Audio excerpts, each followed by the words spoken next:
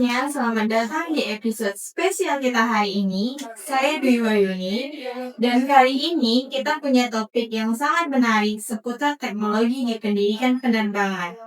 Kita akan ngobrol tentang bagaimana sistem kita itu bisa mencegah kehilangan alat di hanggar pesawat dan bahkan dapat meningkatkan efisiensi dalam pengelolaan peminjaman. Kedengarannya sangat menarik bukan untuk teknologi di masa mendatang? Well, itu yang akan kita bahas untuk hari ini. Untuk membahas ini, saya kedatangan seorang peneliti yang sedang mengembangkan sistem ini. Mari kita sambut Mbak Siti Ayu Lestari. Terima kasih ya Mbak sudah menyempatkan waktu untuk membahas tentang proyek yang sedang dikerjakan ini ya Mbak. Terima kasih Mbak Dwi dan terima kasih buat penonton semuanya. Senang sekali bisa berbagi tentang eksperimen yang sedang saya kerjakan bersama tim. Hari ini saya akan membahas nih tentang bagaimana teknologi seperti RFID, computer vision, dan IoT bisa digabungkan untuk membuat sistem manajemen aset yang lebih efisien dan aman, khususnya di lingkungan pendidikan penerbangan. Jadi studi ini tuh berjudul Sistem Manajemen Aset Cerdas Berbasis Nirkabel untuk Hanggar Pendidikan Penerbangan. Bayangin aja nih, di sebuah hanggar pesawat ada ratusan tools ya, jumlahnya itu yang cukup banyak, mulai dari ukuran yang kecil, sedang hingga yang besar, semua diletakkan di hanggar itu sendiri gitu. Dengan pencatatan yang masih manual, dan kalau misalnya kita mau meminjam alat, terus kita harus mencatat satu persatu kan lumayan memakan waktu yang banyak ya dan tidak efisien. Nah, salah satu studi kasusnya yang sedang kami dalami yaitu di hanggar pendidikan penerbangan, di mana studi kasus ini masih untuk sistem peminjamannya itu masih manual dengan memakai kertas, terus dicek satu-satu, dan ada beberapa alat tuh yang hilang tidak tahu kemana. Karena kalau di institusi pendidikan itu sendiri kan untuk praktek ya, dan prakteknya itu cukup banyak mahasiswa yang memakai hanggar itu sendiri, ya kan? Tidak hanya satu kelas, tetapi beberapa kelas dan seterusnya seperti itu kan. Dan setiap hari itu hanggar dipakai secara berulang gitu kan. Jadi disitulah kami mendapatkan inovasi gitu untuk membuat sistem manajemen aset yang cerdas gitu. Jadi nanti selain untuk peminjaman dan pengembalian alatnya secara otomatis, dan nantinya itu bisa melihat siapa yang sedang menggunakan alat tersebut seperti itu. Jadi memang butuh sistem yang smart ya, yang cerdas untuk memanage ini semua gitu. Mungkin Mbak Ayu bisa menjelaskan detail-detail lagi mengenai kasus-kasus yang pernah terjadi sehingga tertarik untuk melakukan penelitian ini gitu Mbak. Nah, permasalahan yang ada sekarang itu ada 4 hal utama. Yang pertama yaitu pencatatan masih manual menggunakan kertas, di mana setiap peminjaman atau pengembalian barang itu harus menggunakan kertas borang terlebih dahulu. Bayangin kalau ada 50 orang yang pinjam alat setiap harinya, berapa banyak kertas yang dihabiskan. Yang kedua adalah alat sering hilang atau salah tempat. Ini bukan cuma masalah kerugian finansial, di mana kalau misalnya kita kehilangan alat tuh harus diganti untuk part-part yang kecil-kecilnya atau yang besar-besarnya itu harganya satuannya itu cukup lumayan besar ya. Nah, tapi ini tuh juga kerugian tentang waktu kita mencari alat tersebut hilangnya di mana gitu. Bayangin aja kalau misalnya kita lagi butuh tools yang urgent, kita nggak tahu tempatnya di mana kan. Nah, jadi kita harus mencarinya terlebih dahulu dan itu menghabiskan waktu yang cukup banyak gitu. Kita nggak tahu alat terakhir itu dipinjam sama siapa dan taruh di mana.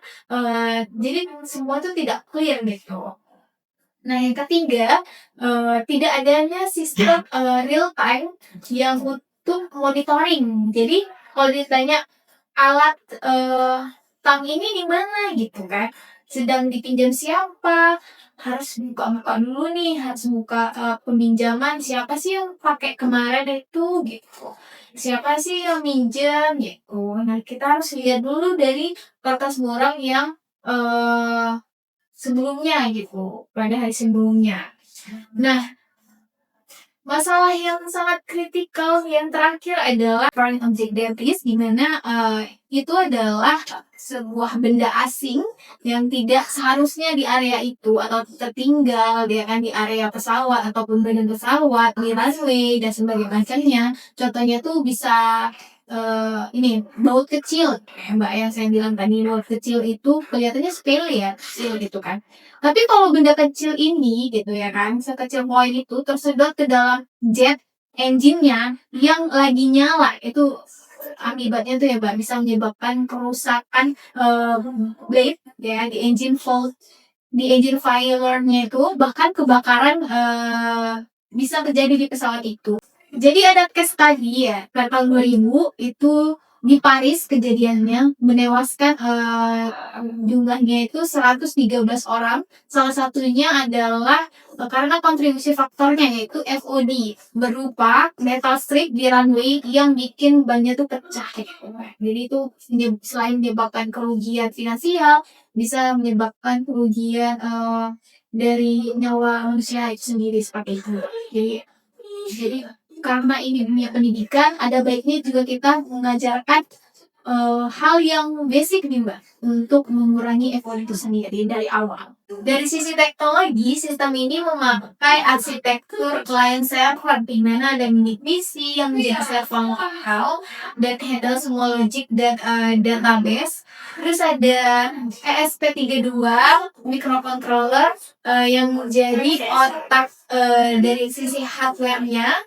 Dia akan mengontrol RFI di RFID reader-nya, solenoid lock, dan komunikasi dengan kamera AI-nya. Untuk back-end-nya itu sendiri, kami memakai Laravel dengan MySQL database dan komunikasinya memakai REST API. Untuk front-end-nya itu sendiri memakai React.js dengan Tailwind CSS supaya tampilan dashboard-nya itu nanti lebih tampak modern dan juga lebih responsif. Nah, yang paling interesting di penelitian kali ini adalah memakai kayak modelnya. Saya memakai YOLO versi 8. Ini salah satu state of the art computer vision algoritma yang bisa deteksi objek secara real time. Training modelnya tapi memakai RoboFlow dengan dataset kurang lebih 500 gambar dengan berbagai kondisi pencahayaan, angle, dan juga untuk semua aplikasi antar SP32 dan server via WiFi. Kami memakai protokol HTTP atau HTTPS, jadi contact dan reliable. Kalau peminjaman dan pengembalian alat ini terbilang cukup mudah ya, dimana Captain Course-nya itu langsung datang aja di toolbox-nya, lalu cetak RFID.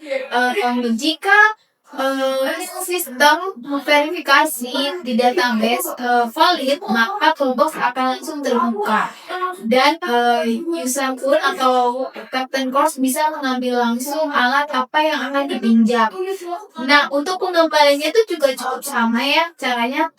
Captain Course-nya harus datang langsung ke toolbox-nya, nanti akan terdeteksi jika sudah mengembalikan alat tersebut gitu. Jadi nanti sekali dia tap, maka satellite lock-nya akan bekerja dan membuka dan menutup secara otomatis seperti itu. Untuk progres saat ini sudah sampai di tahap website development, sudah sekitar 80% RFID sudah bisa terintegrasi. Untuk solenoid lock-nya masih on progress, dan yang paling exciting itu adalah pada tahap AI-nya sendiri ya, model trainingnya sendiri.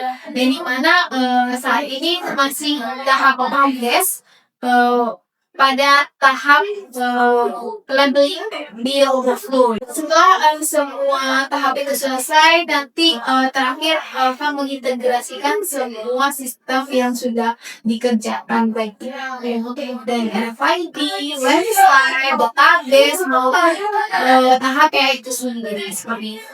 Wah, menarik sekali ya Mbak. Dari yang udah dibahas tadi, mungkin ada beberapa pertanyaan yang ingin kita gali lebih dalam. Yang pertama nih, kan pasti banyak orang yang penasaran nih gitu. Apa sih yang bikin Mbak Siu tuh tertarik untuk develop sistem ini gitu? Apa ada pengalaman atau kejadian spesifik yang menjadi target oleh Mbak Siu? Wah, pertanyaan yang sangat bagus banget ya Mbak ya. Jadi awal saya observasi langsung di hamba pendidikan penerbangan tersebut, saya lihat proses peminjaman dan pengembalian alatnya itu masih menggunakan sistem manual memakai sistem borang kertas ya Mbak ya. Di mana si Captain Pacific sendiri dan Stormwind dia melakukan pengecekan satu terhadap satu box ya Mbak. Dari halaman 1, 2, 3 dan seterusnya dilihat satu persatu alat apakah alat tersebut itu lengkap atau tidak, terus kondisinya bagaimana, good atau tidak, seperti itu. Dan jadi karena permasalahan tersebut itu apa terjadilah kalau misalnya kita tidak teliti ya Mbak ya, maksudnya pasti ada miskomunikasi ya apakah itu alatnya tercatat padahal lagi ada nanti tercatat ada padahal tidak ada tuh. Nah jadi kan miskom gitu lah ya kan, salah penulisan ataupun lupa dicatat atau alatnya itu hilang dan tidak ketahuan siapa yang terakhir memakai. Jadi sebagai seseorang yang tertarik ya di bidang UX dan AI itu sendiri, saya pikir ini tuh masalah yang bisa di solve gitu ya dengan teknologi gitu. Apalagi sekarang zaman yang melek gitu dengan teknologi, jadi ini tuh bisa jadi sebuah yang plus jadi bukan sekedar nantinya sistem ini akan efisien itu tidak, jadi isunya itu juga bakal selain efisien dia bakal lebih safety lagi nih di dunia pendidikan tuh, apalagi di hanggar nih ya kan. Nah itu jadi bisa mengurangi angka dari FOB itu sendiri gitu. Oke, tadi kan Mbak Ayu ada ngebahas tentang FOD ya gitu. Sudah di-mention beberapa kali nih oleh Mbak Siu terhadap FOD itu sendiri. Buat yang belum familiar nih, bisa jelaskan lebih detail nggak Mbak apa itu FOD? Kemudian kenapa ini tuh jadi masalah besar gitu untuk di dunia penerbangan itu sendiri? Oke baik Mbak, jadi FOD itu sendiri atau Foreign Object Database di mana itu adalah sebuah benda asing yang tidak seharusnya di area itu atau tertinggal dia kan di area pesawat ataupun badan pesawat, di runway dan sebagainya macamnya. Contohnya tuh bisa ini baut kecil ya, Mbak yang saya bilang tadi, baut kecil itu kelihatannya sepele ya, kecil gitu kan. Tapi kalau benda kecil ini gitu ya kan, sekecil koin itu tersedot ke dalam jet engine-nya yang lagi nyala, itu akibatnya tuh ya Mbak bisa menyebabkan kerusakan blade ya di engine fault, di engine failure-nya itu, bahkan kebakaran bisa terjadi di pesawat itu. Jadi ada case tadi ya pada tahun 2000 itu di Paris kejadiannya menewaskan jumlahnya itu 113 orang. Salah satunya adalah Karena kontribusi faktornya yaitu FOD berupa metal strip di runway yang bikin bannya tuh pecah. Jadi itu selain menyebabkan kerugian finansial, bisa menyebabkan kerugian dari nyawa manusia itu sendiri seperti itu. Jadi karena ini dunia pendidikan, ada baiknya juga kita mengajarkan hal yang basic nih Mbak untuk mengurangi FOD itu sendiri dari awal seperti itu. Oke Mbak Siu, tadi kan kita udah bahas FOD gitu. Jadi salah satu penyebab FOD itu mungkin tadi dijelaskan adalah bisa menyebabkan atau membahayakan keselamatan lah di dunia penerbangan gitu kan. Sekarang kita mau beralih ke teknologinya gitu. Tadi kan Mbak Siu ada menjelaskan gitu kan kenapa milih RFID untuk autentikasi gitu. Kenapa bukan misalnya barcode atau QR code yang lebih umum gitu? Apa bisa Mbak Siu jelaskan Mbak Siu? Oke, jadi alasan memilih RFID karena RFID itu tidak perlu lagi kita scan dengan berbagai angle, tentunya dengan barcode atau QR code gitu. Jadi ini jauh lebih praktis ya untuk tinggal di tap aja gitu. Jadi yang kedua adalah RFID lebih reliable dalam berbagai kondisi. Kalau barcode atau QR code kan susah nih kalau kebaca misalnya kalau dia kotor ataupun lecet gitu ya. Nah, jadi ketiga gitu ya, dari sisi security-nya, setiap RFID memiliki kode yang unik gitu. Jadi tiap-tiap yang mempunyai kartu RFID itu bakal tidak sama gitu kode-kodenya ataupun lain sebagainya. Jadi dia punya kode yang unik sih Mbak. Seperti itu. Oke Mbak Siu, tadi kan kita udah ngebahas progres penelitian yang sedang Mbak Siu kerjakan gitu kan. Salah satunya di tahap AI-nya gitu kan, ada ngejelasin tentang labeling dataset gitu. Apa Mbak Siu bisa jelaskan gitu proses labelingnya yang seperti apa gitu? Ya, ini memang menjadi salah satu tahap yang cukup memakan waktu ya, gimana? Karena kita melakukan labeling nih satu-satu, jadi kan dari kurang lebih jumlahnya itu 500 gambar ya dari berbagai angle, pencahayaan dan juga berbagai tools ya dari yang kecil besar hingga yang sedang-sedang aja gitu.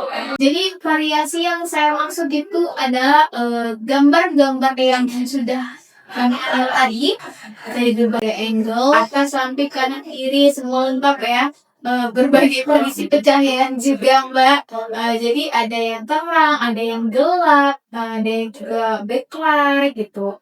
Variasi backgroundnya juga berbagai macam dan terusnya dalam itu berbagai posisi juga Mbak. Ada yang berdiri, tegak, tidur, nah semua dia kan batu agak ini ya sebenarnya tuh agak berantakan. Jadi kita harus posisikannya tuh per tools. Jadi harus diseratakan nih ini tools apa gitu namanya apa tidak boleh ada yang keliru juga gitu ya biar nanti proses labelingnya itu kita pada saat mendeteksinya itu tidak salah gitu. Gitu sih Mbak. Jadi ini memakan waktu yang lumayan gitu sih. Oke, pertanyaan teknis nih Mbak Siu. Kalau misalnya internet atau wifi terputus nih gitu kan, apakah sistem yang Mbak Siu develop gitu kan masih bisa bekerja? Baik, jadi sistem ini tuh memakai lokal server mini PC ya, bukan cloud based. Jadi semua processing baik SPT2 actually bisa buffer atau temporary transaction data data di internal memori, nanti saat connection restore data akan autosinkron, ya kan? Autosinkron ke server. Jadi tidak ada data yang loss seperti itu. Dan untuk critical operation seperti unlock solenoid gitu ya, SPT kedua bisa make decision locally based on let's know authorized card ini yang di change-nya. Tapi tentu saja ya chip system stability-nya tuh yang optimal, local network harus reliable gitu. Oke, untuk dashboard real time-nya nih Mbak, yang Mbak Yugi Love itu dia punya fitur apa aja? Dan yang punya akses tuh biasanya siapa gitu? Jadi untuk dashboard-nya ini bisa dipakai untuk dua jenis ya Mbak. Ada untuk storeman atau sebagai adminnya, dan untuk si Captain Course-nya itu sebagai mahasiswa untuk peminjaman dan pengembaliannya itu sendiri. Jadi si Captain Course-nya ini bisa melakukan peminjaman dan pengembalian alat, dan dia bisa melihat siapa-siapa saja yang sedang memakai alat tersebut gitu ya. Dan untuk storeman yang sendiri dia bisa menambah atau mengurangi dari alat yang ada di toolbox-nya, bisa mengedit atau menghapus data dari si Captain Post peminjamannya ini, akunnya siapa tahu beliau ini sudah tidak ya dan lulus ya. Gitu bisa diedit nih, ataupun storeman-nya itu bisa juga sebagai ini nih, misalnya terjadi kesalahan saat melakukan login secara otomatis, bisa melakukan secara manualnya juga sebagai backup, seperti itu sih Mbak. A Hangar is a web application integrated with IO, our FIDSP 32, Sol Netlock, and AI computer vision to automate the process of borrowing and returning tools in educational aircraft maintenance in Hunger. The system replaces manual record keeping, making the process faster and accurate and more dynamic. Okay, next is the main objective. First, we aim to reduce recording effort and the risk of loss. We use technology to accelerate hardware verification and efficient. Third, recognize the tool to be used using the AI camera. And finally, we provide real-time monitoring and borrowing stories for Storm. Next are actors and roles. There are two actors, Storm and Captain. Storm responsible for managing users and tools.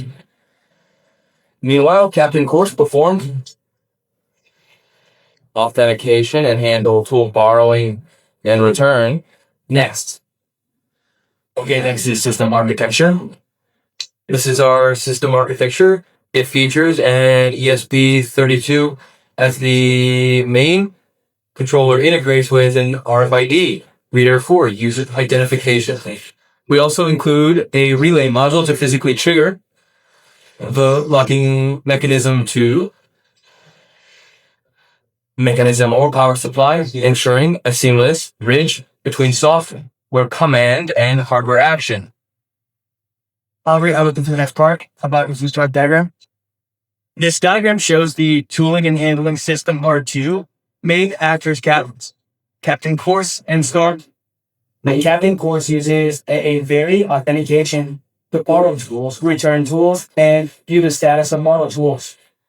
Restore login to the system to manage your user data and manage data tools. Next is entity diagram. This diagram shows the database structure of the tooling system, including user, tool, card action, and boring history. Next. This is our Rockbook book.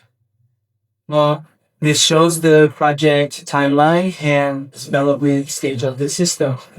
The project starts with the planning analysis, followed by UI design, and continues with system implementation.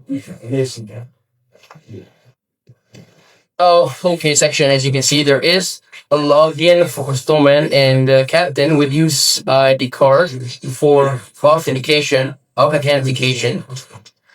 The next is about us, which shows several features such as AI, power intelligence system for predicting tool requirements, RFID technology for fast and secure access using RFID card tool management, easily manage tool inventory and user tracking to monitor borrowing history in real time with menu. Next is the Storeman dashboard display. On the dashboard, Storeman can view the statue of equipment with available and Loon as well as information about Verify Flash. In addition to the dashboard, Storeman can also manage data such as Captain Course data and 5D Barpedo. Next is boring story. On this, Storeman can view the equipment loan history and loan activity is recent and transparent record. Next is the Captain Course dashboard display the Captain Course, the user borrowing, the equipment, on this page, Captain, select available toolbox, begin the loan process, download in the browsing menu. The Captain can see the tattoo of equipment that is being browsed or that has been returned automatically. Hello everyone, here I will demonstrate our application Pilla with two actors.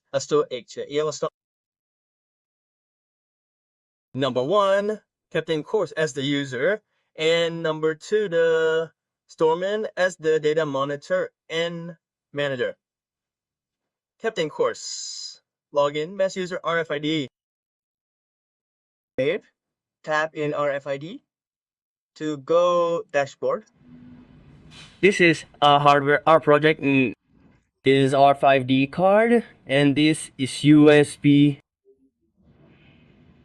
32 solenoid lock and relay one channel. The RVD card in here, slow lock is open and go to dashboard, patch for cap course, XR course. We will try.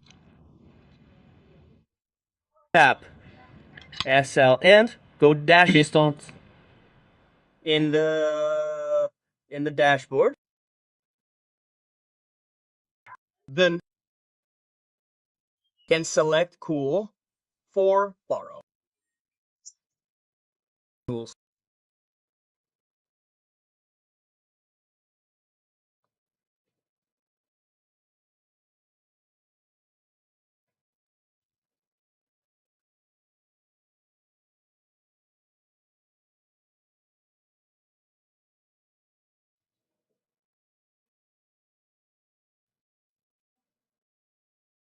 And to the use the loan menu, return the tools.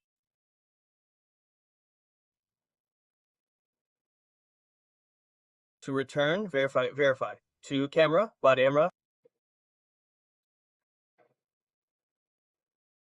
Okay. And Captain, see all borrowing history, and here, and here. Next. Storm. Next Storm, they must use username and password to access the dashboard.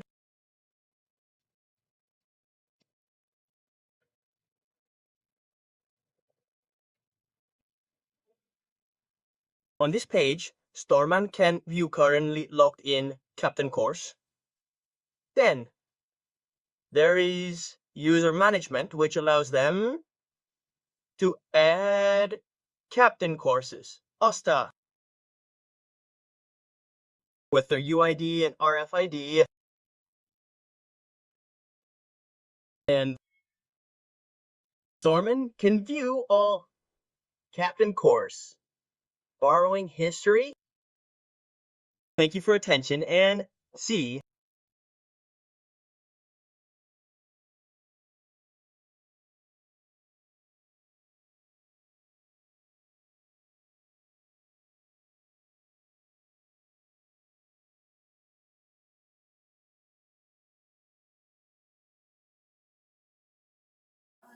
Oke Mbak Siyu, saya rasa yang Mbak Siyu tadi jelaskan mungkin udah sangat detail mulai dari peminjaman dan pengembalian yang saat ini masih dilakukan secara manual, kemudian mengapa sistem ini harus ada, mulai dari teknologi yang kita gunakan sampai kamera yang mungkin nanti bisa mendeteksi nih alat apa aja yang dipinjam. Selain itu juga tadi juga sempat dibahas tentang dashboard real time, di mana sistem tersebut bisa melihat siapa yang melakukan peminjaman alat-alat tersebut ya Mbak. Semoga kedepannya penelitian ini bisa selesai dan dengan tepat waktu dan dilancarkan semuanya. Baiklah, sampai jumpa di podcast selanjutnya. Terima kasih untuk semua yang sudah terlibat dalam pembuatan video ini. Saya akhiri dengan Assalamualaikum warahmatullahi wabarakatuh dan sampai bertemu kembali. Dan